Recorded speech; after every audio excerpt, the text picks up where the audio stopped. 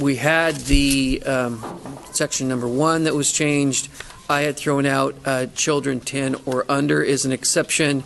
Item B was changed to just persons who cannot medically tolerate wearing a face covering, with the rest being stricken. Yes. Ask clarification on B.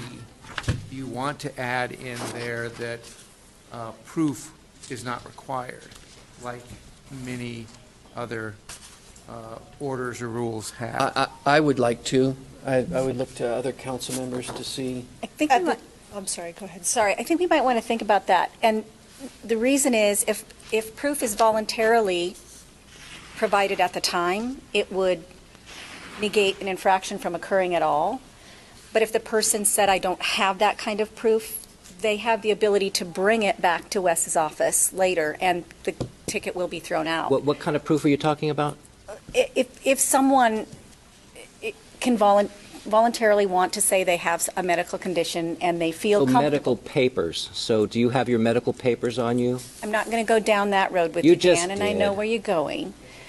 But a person who is willing and wanting to be in compliant with it and feels comfortable providing that paperwork to an officer, they should have the ability to do so to avoid an infraction. If they don't want to do that, How do you not see that's exactly asking someone for their papers? Excuse me, I'm talking. Your medical documentation. I'm talking. Dan, let's let Kiki finish, please. If the person wants to do that voluntarily, if they don't, our law enforcement has asked us for clear direction. Do we give them a ticket or do we not? They can give them a warning, or they have the ability to give them a ticket, and that person can provide that paperwork to the office just like wherever it may come from. And Wes has stated that that happens all the time. So it shouldn't be a huge new process or a burden on the office, and then that ticket will be thrown out. So I just feel like that otherwise you've just created something that everyone can say, I have a medical condition, and we're right back where we started.